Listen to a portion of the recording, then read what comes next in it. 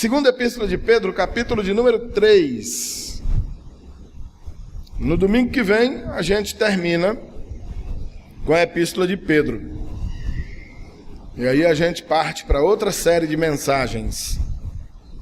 Hoje, capítulo 3, os versículos do 1 até o 13. Diz assim: Amados, esta é agora a segunda epístola que vos escrevo. Em ambas, procuro despertar com lembranças a vossa mente esclarecida, para que vos recordeis das palavras que, anteriormente, foram ditas pelos santos profetas, bem como do mandamento do Senhor e Salvador, ensinado pelos vossos apóstolos, tendo em conta, antes de tudo, que, nos últimos dias, virão escarnecedores com seus escárnios, andando segundo as próprias paixões, e dizendo: onde está a promessa da sua vinda? Porque desde que os pais dormiram, todas as coisas permanecem como desde o princípio da criação. Porque, deliberadamente, esquecem que, de longo tempo, houve céus, bem como terra, a qual surgiu da água e através da água pela palavra de Deus, pela qual veio a perecer o mundo daquele tempo afogado em água. Ora, os céus que agora existem e a terra, pela mesma palavra, têm sido entesourados para fogo, estando reservados para o dia do juízo e destruição dos homens ímpios. Há, todavia, uma coisa, amados, que não deveis esquecer, que para o Senhor um dia como 1000 anos e 1000 anos como um dia. Não retarda o Senhor a sua promessa, como alguns a julgam demorada. Pelo contrário, Ele é longânimo para convosco, não querendo que nenhum pereça, senão que todos cheguem ao arrependimento. Virá, entretanto, como ladrão, o dia do Senhor, no qual os céus passarão com estrepitoso estrondo e os elementos se desfarão abrasados. Também a terra e as obras que nela existem serão atingidas. Visto que todas essas coisas hão de ser assim desfeitas, deveis ser tais como os que vivem em santo procedimento e piedade, esperando e apressando a vinda do dia de Deus, por causa do qual os céus incendiados serão desfeitos e os elementos abrasados se derreterão. Nós, porém, segundo a sua promessa, esperamos novos céus e nova terra, nos quais habita justiça. Amém? Comentamos desde quando começamos a expor esta epístola, fazendo nos domingos anteriores menções a costumes entre os homens, no que diz respeito a um desprezo a tudo quanto a Bíblia tem nos ensinado, quando trata das questões relacionadas ao pecado, natureza pecaminosa essa que nós temos por herança pelo simples fato de sermos seres humanos, da necessidade desse arrependimento de pecados e, evidentemente, da vida eterna que o Senhor Jesus veio prover morrendo na cruz do Calvário. Amém, amados? Fato é, amados, que desde que o mundo existe, e isso começou a acontecer bem imediatamente, o Senhor criou todas as coisas, que a obra do inimigo de nossas almas é, a todo custo, contradizer o ensino que Deus nos tem apresentado. Então, o Senhor nos apresenta uma regra, e o inimigo vem e diz que aquela regra não é daquele jeito. O Senhor nos diz uma verdade, e o inimigo vem e diz que aquela verdade não é bem assim. Bota uma pitadinha de mentira e seduz as pessoas. O Senhor aponta uma direção e o inimigo das nossas almas diz, não, por aí não, vamos por aqui que é melhor. Por mais que todo mundo saiba que Deus é bom, que Deus é verdadeiro, que Ele é infalível, que Ele não perde nunca, que Ele não erra nunca, o ser humano sempre teve a malfadada mania de acreditar menos em Deus do que no inimigo de nossas almas. É terrível a constatação acerca do número de pessoas que dá ouvidos à mensagem do Evangelho em contraste à multidão de gente que não está nem aí para Evangelho nenhum. Vocês querem uma prova disso? Olha o tamanho de União. União tem 42 mil habitantes, quase 43. Se contar nós aqui, mais umas 4 ou 5 igrejas por aí, hoje você vai ter aí talvez umas 500 pessoas louvando a Deus. Ou seja, cerca de 1% da população local. Cadê os outros 99%? Boa parte deles está ali na avenida, numa zoada desgraçada, chamando aquilo de música. Não dá para saber onde é que está a música numa esculhambação daquela. Sentados ou dançando, rebolando, bêbados, olhando um para a cara do outro, sem poder nem conversar, porque o som não deixa, mas eles estão curtindo. Outros em casa vendo Faustão dizer besteira, que de cada 100 palavras que aquele homem diz, 200 são bobagem. Ou a Eliana, não sei, no SBT, ou é na Record, não sei qual é o canal que esse povo está hoje, vive trocando. Sei que não estão em lugar nenhum, não estão buscando a Deus, não meditam na palavra, não ouvem palavra, não querem saber de palavra de Deus. E estão aí caminhando a passos largos para a destruição, essa que foi dita aqui no versículo de número 7, que nós acabamos de ler, porque simplesmente é assim que vai ser e pronto. Alguns são amigos nossos, pessoas queridas, são pessoas que nós conhecemos, alguns são até parentes nossos, e o que a gente vai fazer? Tem muita coisa para fazer, não. O que podia livrá-los de tudo isso, Jesus fez, mas lamentavelmente eles ignoram, não são escolhidos do Senhor, não são eleitos de Deus. Entre eles, alguns são eleitos de Deus, mas por algum motivo ainda não ouviram a mensagem. E a mensagem que deveria ter sido pregada por você, mas que também não tem sido pregada, porque o teu próprio exemplo de vida também não tem conseguido convencer essas pessoas de que o Senhor Jesus é Salvador. As palavras que você tem proferido ainda não serviram para convencê-las da necessidade de arrependimento. Mesmo sendo um eleito de Deus, continua ignorante quanto à realidade do Evangelho e continua sob a mesma condenação a qual nasceu. E a gente vai ver isso já já, essa questão de eleito, de não eleito. Desde o comecinho do mundo, o trabalho do inimigo é desmanchar ou tentar desmanchar o trabalho do Senhor. Lembra-se lá no Éden, da conversa da serpente com a Eva? Não, olha, o Senhor disse que não podia comer de nada? Não, Ele disse que posso comer tudo, só não posso comer daquela fruta ali, porque se eu comer eu vou morrer. Não, é assim não, vai morrer não, pode comer. Ele falou isso aí, só porque se tu comer você vai ficar sabido que nem ele. Ó, proposta boa, hein? O negócio já era bonito, já era agradável. Para quem gosta, imagina uma picanha no espeto, assim, na brasa, assim, pingando, aquela gordurinha maravilhosa. Não dá vontade de dar uma mordida ligeiro? Imagina aquele fruto mais ou menos igual isso. Para quem gosta de carne assada, né? Tem gente que não gosta. Você que gosta de salada de alface com pepino e muita cebola. Então, a mesma coisa. Estou sabendo que quase ninguém gosta disso aqui.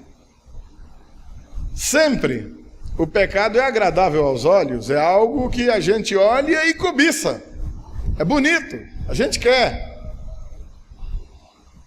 E com as pitadinhas de mentira no meio da verdade de Deus, o inimigo vai tapeando as pessoas que, iludidas, vão dando ouvidos a ele e caindo às multidões. Olha o que diz o Senhor nos Evangelhos: entrai pela porta estreita, caminhai pelo caminho apertado que conduz à salvação. São poucos os que andam por ele. Não entre pela porta larga, não caminhe pelo caminho espaçoso que conduz à perdição, cujos muitos andarão por ele. Passar pela porta estreita e caminhar no caminho apertado pode até ser desagradável, mas é o que conduz à vida. Bem-vindas, meninas, é bom vê-las. O primeiro versículo que a gente leu hoje, ele está dizendo que nas duas epístolas que ele escreve, o objetivo, olha o que ele está dizendo: procuro despertar com lembranças a vossa mente esclarecida. Amados, o que ele quer dizer com isso? Como assim? Procuro despertar a sua mente. Primeiro, a gente desperta alguém que dormiu, não é verdade? Então o que ele está dizendo logo de cara é que de vez em quando nos bate um esquecimento tão terrível que a impressão que a gente tem é que a nossa memória dormiu, pegou no sono. Tem que ser despertada de alguma maneira. Você sabe que tem que levantar cedo amanhã para ir para a escola ou para ir para o trabalho.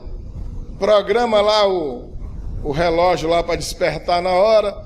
Mas na madrugada faltou energia. E se o despertador não tocar, você toca o sono direto também. Esquece de levantar, não é assim? E é preciso então que alguém acorde, a mãe, a mulher, o marido. Ei, rapaz, levanta, tá na hora. Ih, é mesmo, rapaz. Tome correria, lembrei que eu tinha que levantar para ir trabalhar, para ir para a escola. É exatamente isso que o Pedro está dizendo aqui. Eu tenho procurado nessas duas epístolas despertar a tua memória, ou seja, despertar com lembranças a vossa mente já esclarecida, ou seja, o que ele está falando aqui não é nenhuma novidade. Lembram-se de 2 domingos atrás, o que nós tanto comentamos aqui acerca da repetitividade, da necessidade de muita repetição quanto a essas coisas? Primeiro, é que a gente simplesmente adormece mentalmente, essas coisas caem no esquecimento e a gente não se lembra mais. Segundo, e que não é nem um pouco perigoso, a gente vai ver mais na frente também o motivo, está aí no versículo 8, 7 no 8. Lamentavelmente tem gente demais deturpando a pregação. E você ouve uma boa pregação hoje, mas ouve uma pregação ruim amanhã. Ouve outra pior ainda depois. Ouve uma heresia dos quintos dos infernos daqui uma semana, não sei. Mas o cara que falou lá era mais bonito do que eu. Tinha a voz mais bonita do que a minha. Usava uma gravata e um paletó que era uma coisa linda. Dizia versículos decorados da Bíblia que você dizia, isso é um homem de Deus. Era um mensageiro do Satanás colocando confusão na tua cabeça. Meu Deus, e agora? Para onde é que eu vou? O pastor Walter disse que é assim, agora esse homem tão bonitão está dizendo que não é, é de outro jeito. Confusão. A Bíblia trata isso, inclusive, com esse nome, espírito de confusão. Meu amado irmão, minha amada irmã, se alguma coisa que você ouve, alguma coisa que você experimenta, alguma experiência que você vivencia, que você vive, você percebe, traz à sua mente, ao seu coração, com relação ao Evangelho, alguma confusão, pelo amor de Deus, pare, bata esse joelho no chão, use a inteligência que Deus te deu, consulte a palavra de Deus e tire essa dúvida do teu coração. Amém, queridos? Isso não é nenhum bicho de 7 cabeças. E também não é nenhuma novidade do século 21. Sempre existiu. É desde sempre.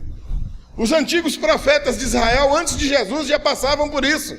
Os apóstolos experimentaram isso. Olha aqui o Pedro tratando dessa questão. É exatamente disso que ele está falando. Desse tipo de confusão. Porque alguma coisa que aquelas pessoas já tinham sido esclarecidas a respeito saíram de suas mentes. E é necessário que ele esteja aqui despertando a lembrança desses irmãos, mas despertando com relação a coisas que eles já sabem. Eles já conhecem. Eles sabem como é. Mas esqueceram por algum motivo. Alguém ensinou outra coisa para eles e a confusão bateu. E agora? Como é que é isso? E como é que eu vou fazer? Em quem que eu acredito? Um diz uma coisa, outro diz outra. Como eu já ouvi isso, meu Deus. Eu digo, meu querido, não acredite nem em mim, nem em ninguém. Acredite em Deus. Acredite na palavra. Isso aqui ficou escrito exatamente para você consultar. Não é para ficar dentro de casa aberta no Salmo 91 para espantar espírito ruim, não. Porque não espanta, não. Ah, espírito ruim não corre com medo de Bíblia, alma não corre com medo de Bíblia. Aliás, alma nem chega. Eu já expliquei para vocês que alma penada não existe, né? Demônio não corre com medo de Bíblia.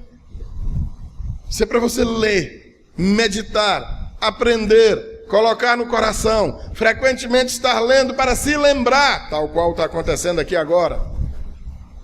Porque muitas coisas acontecem nas nossas vidas. Tribulações de repente chegam. Ontem eu estava tão aberto, a mente tão aberta para aprender as coisas, de repente aconteceu alguma coisa e meu coração se fechou. Uma tribulação, uma dificuldade, uma perseguição, um sofrimento, uma dor, uma doença, não sei, aconteceu alguma coisa. Todos nós estamos sujeitos a passar por esse tipo de situação. Todos nós. Todos que estamos vivos, com os pés em cima dessa terra, o tempo inteiro estamos expostos a tribulações. E dependendo da tribulação que chega à tua vida, o teu coração se fecha para a palavra. O grande apóstolo Pedro, se explicando, dizendo que essa já é a segunda epístola que ele escreve, e que nas duas, o objetivo dele foi procurar despertar com lembranças a mente esclarecida dos irmãos. Como quem diga, olha irmãos, é a segunda vez que eu estou escrevendo aí para vocês, e o objetivo nada mais é que fazer com que vocês se lembrem daquilo que vocês já sabem. Que é isso, pastor? Os apóstolos perderam tempo com isso? Não, perderam tempo não, investiram tempo em algo extremamente necessário. Versículo 2. Para quê? De que vai se lembrar? O que foi esclarecido? Para que vocês se recordem das palavras que anteriormente foram ditas, primeiro, pelos santos profetas, depois, por mandamento do próprio Senhor e Salvador Jesus Cristo, e por último, pelos seus santos apóstolos. Vamos repetir, para que esses irmãos se lembrem do que foi dito desde a antiguidade, desde o passado distante, pelos santos profetas. Entenda que ele não está falando de qualquer profeta, não, ele está falando dos profetas santos. Porque o que tinha de profeta falso não está no gibi. Já naquele tempo, igualzinho hoje, nada de diferente. As palavras dos santos profetas, e não dos falsos profetas. Palavras dos profetas verdadeiros, e não dos profetas de mentira. Depois, das palavras, em forma de mandamento do próprio Senhor e Salvador. O Pedro cuida em chamar Jesus de Senhor e de Salvador. Por quê, amados? Já dissemos, até no meio da semana nós lembramos isso aqui de novo. Amados, é muito bonito você escrever no para-choque do carro, no tanque da moto, no quadro da bicicleta, na janela de casa, na capa do caderno, sei lá onde, Jesus é meu Senhor e meu Salvador. Fique sabendo, amado, que Ele só será teu Salvador, ou melhor dizendo, Ele só é teu Salvador, se Ele for primeiro teu Senhor. Se Ele é o teu Senhor, você não tem mais vontades. Ou você conhece algum escravo que tem vontade? Se você está dizendo que Ele é teu Senhor, então tua vontade morreu. Tua vontade é fazer a vontade do teu Senhor. Ele manda em tudo, ele decide tudo, é com ele, não é com você. Você não tem vontade, você não vive, quem vive é ele. E o pouquinho que você vive, vive para ele. Se você não entender essa relação entre Senhor e servo, porque é bonito dizer, eu sou servo do Senhor, prove. Se você realmente é servo, se ele realmente é Senhor, aí sim, ele é teu Salvador. Dito isto, lembrando do mandamento do próprio Senhor e Salvador e também esses mandamentos que foram ensinados pelos vossos apóstolos. É preciso estar lembrando dessas coisas, porque por algum motivo a igreja se esqueceu. E o apóstolo está chamando, olha, eu estou escrevendo para que vocês se lembrem. Eu não estou ensinando nada novo, eu não estou trazendo nenhuma novidade, o que eu estou trazendo é coisa antiga. Mas é preciso lembrar vocês, porque parece que vocês esqueceram. Alguém disse alguma abobrinha na qual vocês acreditaram, e agora? Versículo, obrigado meu anjo. Versículo de número 3, tendo em conta, antes de tudo, que nos últimos dias virão, olha só, amados, nos últimos dias virão escarnecedores com os seus escárnios, andando segundo as suas próprias paixões, e dizendo onde está a promessa da sua vinda. Porque desde que os pais dormiram, todas as coisas permanecem como desde o princípio da criação. Que coisa! Amados, reparem no tamanho da sutileza. Já fora avisado, o próprio Jesus já tinha dito, outros apóstolos disseram também, que nos últimos dias a coisa seria assim. Escarnecedores viriam, deturpando a mensagem do Evangelho, ensinando um caminho diferente, perturbando o entendimento dos crentes e, pior, desviando alguns do caminho da fé. Não é nenhuma novidade. Homens escarnecedores com os seus escárnios, andando segundo as suas próprias paixões. Hoje compartilhava no Facebook o vídeo de uma mulher com a tigela pegando fogo. Você viu, João Paulo? Uma maluca lá com a panela pegando fogo, sapateando em cima de um púlpito de uma igreja e pisando numas bolsas lá. E alguns irmãos colocaram lá um comentário e um professor aqui da cidade colocou o dele também. Ele não é crente, não congrega em lugar nenhum. Colocou que cada um cultua como quiser, ou seja, ridicularizando o comentário dos irmãos em cima da palhaçada que aquela criatura estava fazendo em nome da fé. E eu comentei, não, querido, não é bem assim não. O culto tem critérios, e esses critérios são estabelecidos pela palavra, pelo texto bíblico. Não é para algum cultuar como quer, como pensa, como prefere, como gosta.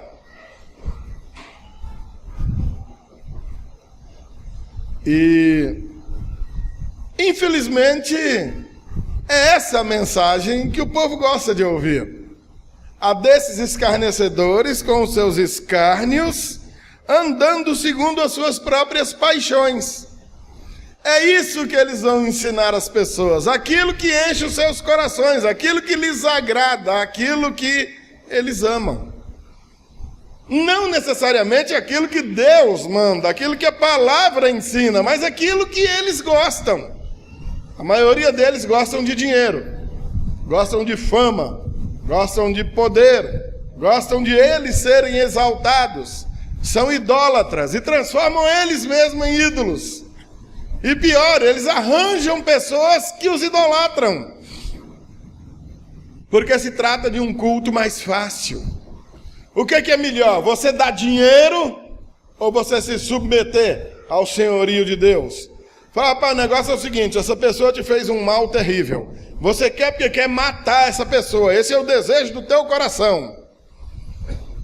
Mas Deus está dizendo, perdoe essa pessoa, ame essa pessoa, sirva essa pessoa. Se ela tiver fome, dê de comer, se tiver sede, dê de beber, se tiver com frio, dê agasalho, se adoecer, vá visitar no hospital. Isso é fácil de ser feito? Diga para mim, é? É ruim que é fácil.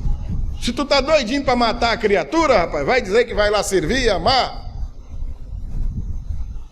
Agora colocar um dinheirinho no envelope e vir aqui numa campanha, ainda por cima marchando, o meu Deus é poderoso, maravilhoso, e bota o envelopinho aí, pronto, a bênção está garantida.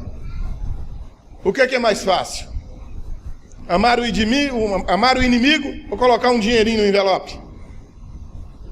O que é mais fácil? Perdoar o que te ofende ou paparicar uma criatura que anda sapateando com a tigela de fogo na mão?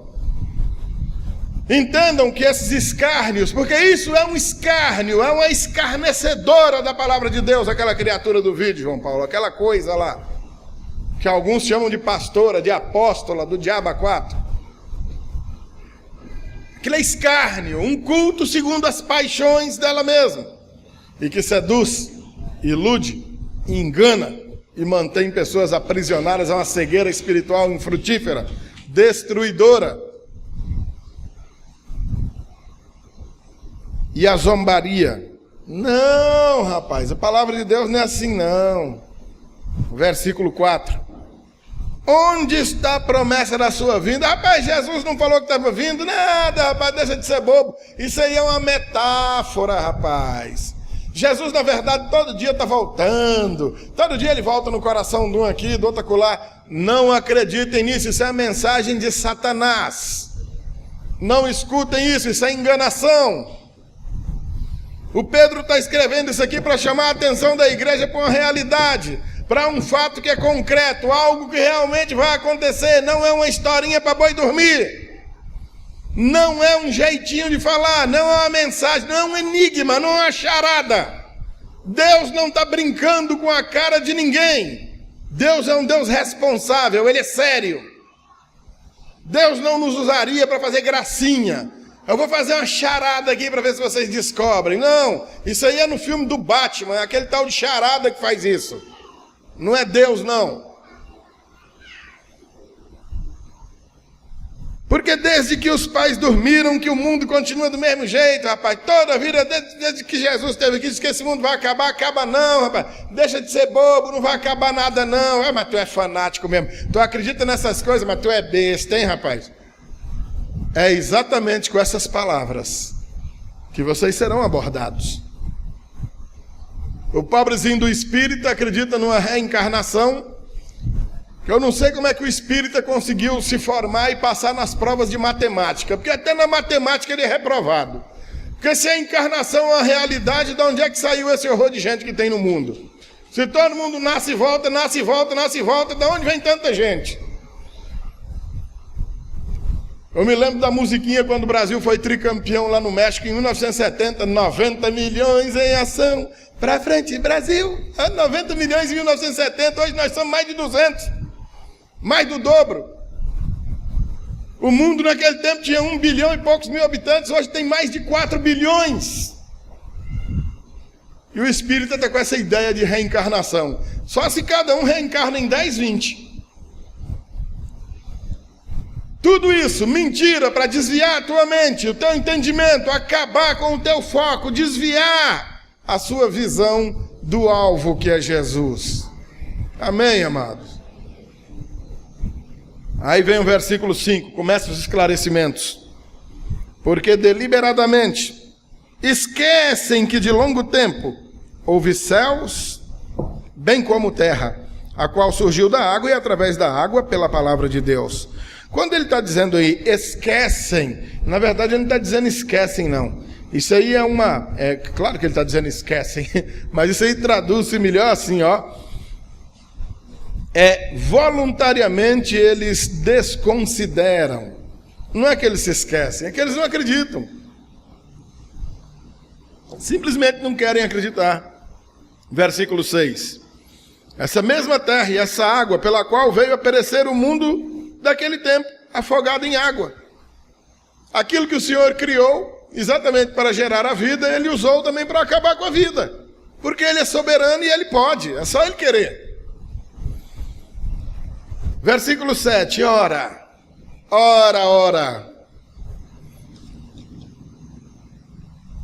Os céus, que agora existem, e a terra, pela mesma palavra, prestem bem atenção, meu amado irmão, minha amada irmã, pela mesma palavra, aquela dos dias do dilúvio. Alguém pode botar uma moral nessas mocinhas para elas pararem de ir e vir, Se elas forem, fiquem lá. Se elas vierem, fiquem cá, pelo amor de Deus. Isso aí me mata. Estão reduzindo aí uns 2 anos de vida meu com essa ciranda aí. Não é possível. Meu Deus.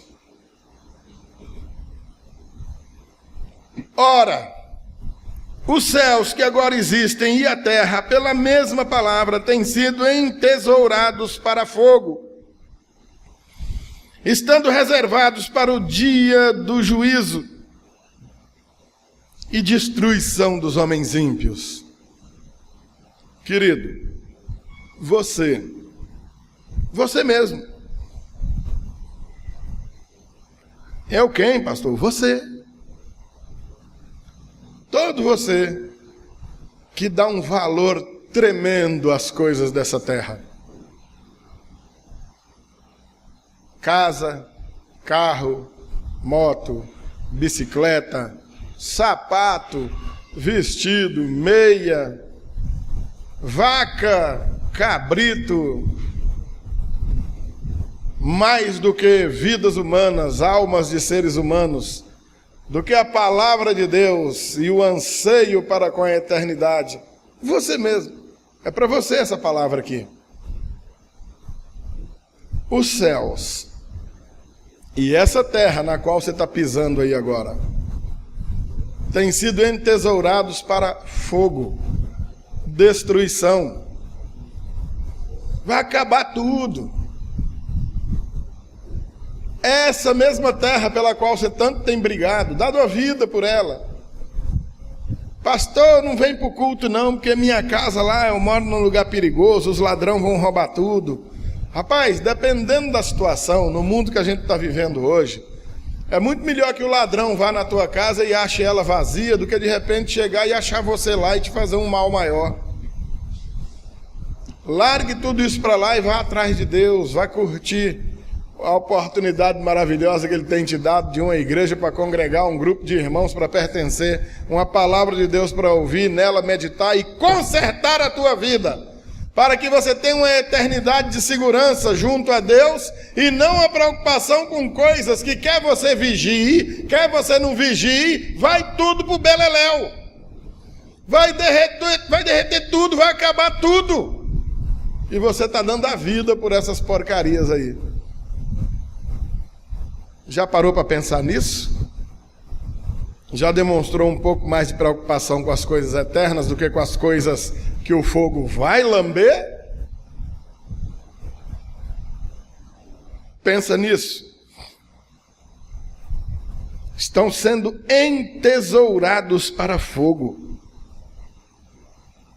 reservados para o dia do juízo, onde, além de tudo isso ir para o fogo, os homens ímpios também irão receber a sua destruição. Ou você acha que a gente existe como igreja só para juntar o pessoal no domingo, que a gente não tem coisa melhor para fazer? O objetivo de estarmos aqui, meus amados, não é outro, a não ser constantemente te avisar: cai fora que lá vem fogo. Que você não seja achado aí agarrado à parede, a perna de cabrito, a pescoço de vaca, dando a vida por todas essas coisas que vão queimar junto com as pessoas que idolatram tudo isso e ignoram a mensagem do Evangelho. Pense nisso com muito carinho. Versículo 8, começa uma fase nova aqui.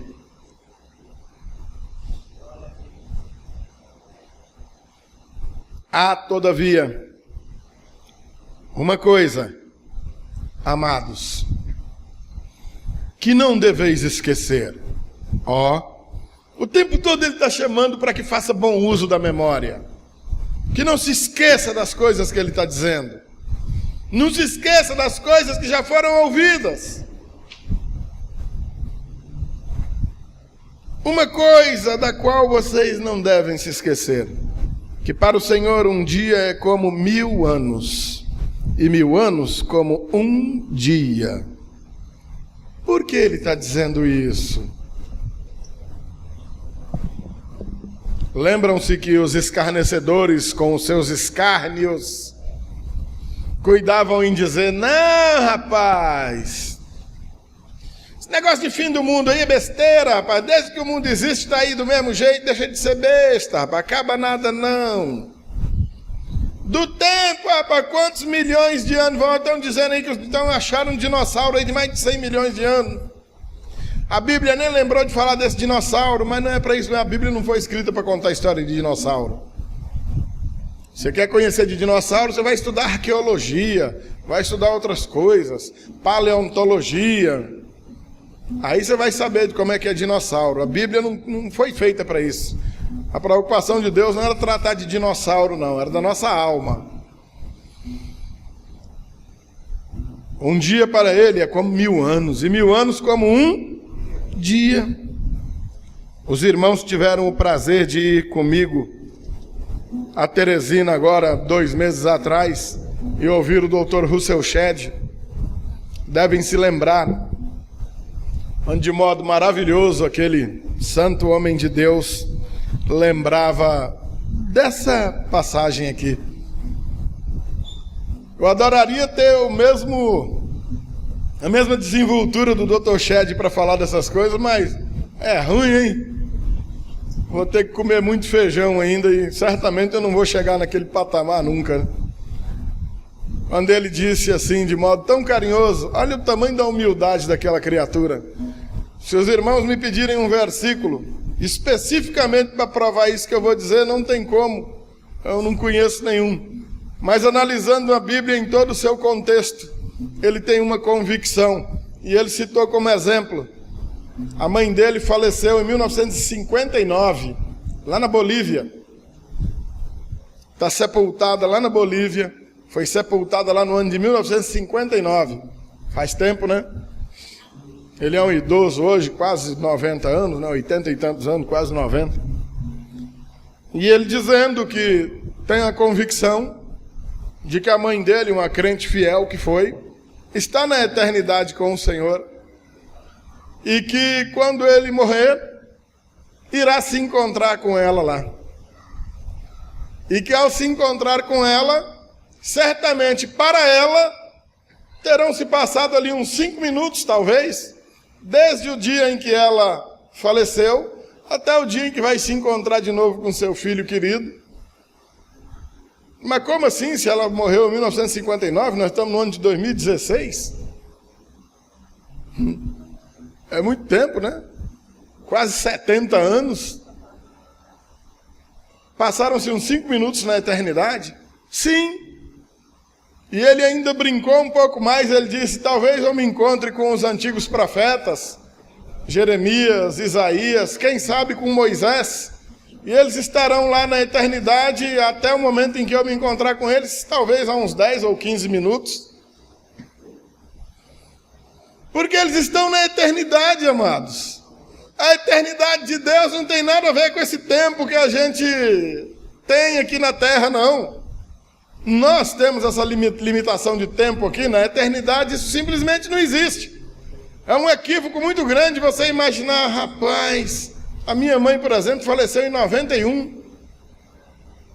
Um ano antes do Júnior nascer, na verdade 6 meses, a Vera estava grávida de 3 meses do Júnior. Então vai fazer agora 25 anos que minha mãe faleceu, no próximo mês de novembro.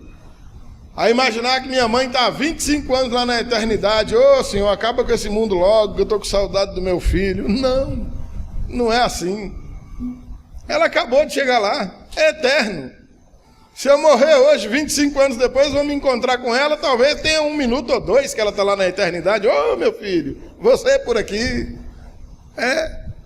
Eternidade é assim. Amém, amados? Amém. Então não pense que o Senhor está demorando, porque não está.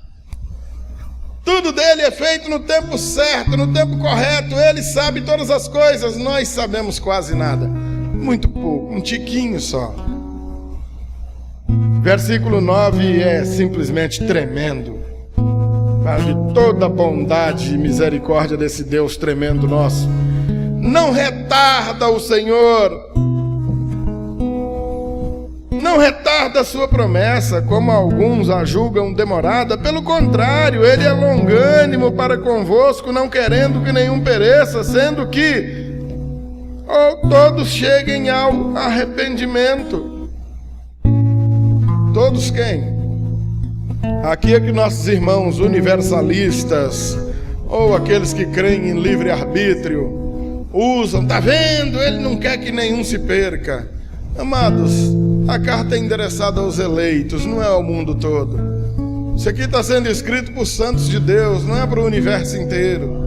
Amém, amados? Não adianta mandar uma carta dessa para o incrédulo. Ele vai ler, vai continuar incrédulo, vai dizer que isso é uma grande bobagem, vai jogar isso fora, vai zombar ainda mais.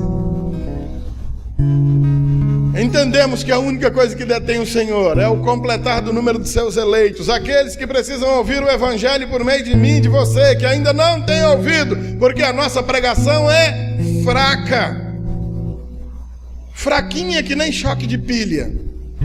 Deveríamos pregar com o nosso próprio exemplo, mas as pessoas olham para nós e dizem: rapaz, esse cara é um derrotado. Parece aquela hiena de um desenho animado que tinha quando eu era menino, que só vivia dizendo: ô vida, ô azar, ô vida, ô tristeza, ô mas é muita tribulação, ô mas é um deserto, ô mas eu estou sofrendo. Todo mundo está, todo mundo tem problema. Principalmente você que é crente, melhora esse rosto, coloca um ar mais agradável nessa cara. Você é um testemunho vivo do poder de Deus. O mundo não pode olhar para você e desanimar de vez. Pô, esse camarada está dizendo que é pastor e anda na rua desse jeito. Ô, vida miserável. Quem vai querer andar com um pastor desse? Quem vai querer se encostar numa pessoa doente dessa? Paciência nenhuma. Tudo que dizem para vocês, você vem com 4, 5 pedras na mão. Coiceiro, bruto, respondão. Quem vai querer andar com a criatura que diz que é um servo de Deus e não agrada ninguém no lugar que chega? Você chega no lugar, as pessoas: meu Deus, essa criatura chegou, Pai do céu, acabou a alegria. Imagine quando você abre a boca para falar do Evangelho. O que as pessoas vão dizer? O quê? Você é crente? Você está me fazendo um convite para eu ir para onde com você? Igreja? Olha, rapaz, essa igreja que tu anda, para você ser a marmota que tu é, eu não vou querer ir não. Eu vou ficar igual tu, vou, se eu for para lá. Você já pensou nisso, meu irmão? O que é que você tem pregado para as pessoas no que diz respeito à esperança em Cristo Jesus? As pessoas que se relacionam com você se animam, têm as esperanças renovadas, ou tomam um jato d'água gelado na cara? Se tá ruim pra esse cara aí, eu vou acabar de morrer, porque esse cabra não sai de dentro da igreja, e é isso aí. Eu então, que nem lá vou, eu já tô passando da hora de ser enterrado. O Senhor não está demorando não. O Senhor não está demorando, Ele está sendo apenas paciente. Versículo 10: virá, entretanto, como ladrão. O Senhor não é ladrão, mas Ele virá como um. Como é que o ladrão chega? No momento em que você não espera, da forma que você não espera. Ele sempre entra pelas janelas, vai, bate aquela janela, bota um cadeado, agora eu quero ver. Ele entra pela porta. Você muda a porta, ele entra pela telha. Ele só vem por onde você não espera, na hora que você não espera. Assim virá o Senhor. Não adianta você ficar imaginando Ele virar assim, dia tal. Virá como ladrão o dia do Senhor. no qual os céus passarão com estrepitoso estrondo e os elementos se desfarão abrasados, ou seja, aquele fogo. Também a terra e as obras que nela existem serão atingidas, ou seja, o fogo vai queimar geral, meu querido. Não precisa ficar com medo, achando, já está vindo por lá, deixa eu cuidar. Não, é de uma lapada. Você não vai ver na Rede Globo, olha, Jesus vem voltando, ele já voltou lá no Japão, lá no Japão são 8 horas da manhã, ele já começou a arrebatar a gente por lá, o fogo já está comendo, eita, não, então cuida, não, já vem ali pela Ásia, já está chegando ali na Arábia já, eita rapaz, então vamos embora. Não, nego velho, não é assim não. Não é igual a virada de ano que você vê, só foguete, a queima de fogos na Austrália, o ano novo chegou na Austrália, olha que lindo, agora é na Malásia, que beleza, agora é na Inglaterra, agora no Brasil.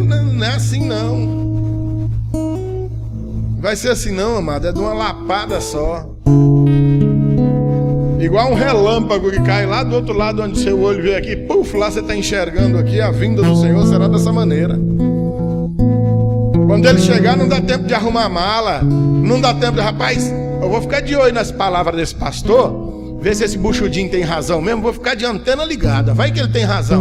Vou ficar meio esperto, se eu ouvir dizer que Jesus está voltando, eu corro e me ajeito. Não, nego, se você ouvir que Jesus está voltando, já era, a vaca já foi pro brejo. Dá tempo mais de nada não. Quando você ouvir que Jesus está voltando, os eleitos já foram. Quem ficar por aqui está com ele para cima. E agora lá vem fogo. Entenda isso, pelo amor de Deus. Versículo 11: visto que todas essas coisas hão de ser assim desfeitas, deveis ser tais como os que vivem em santo procedimento e piedade. Você precisa estar pronto para esse dia agora, não é amanhã não, porque nós não temos nenhuma esperança de que temos amanhã, é nesse minuto. Você tem que estar pronto agora, não tem nada para se aprontar depois. Ou você está pronto agora ou você não está pronto nunca. Amém, amados? Esperando, olha o versículo 12, esperando e o que?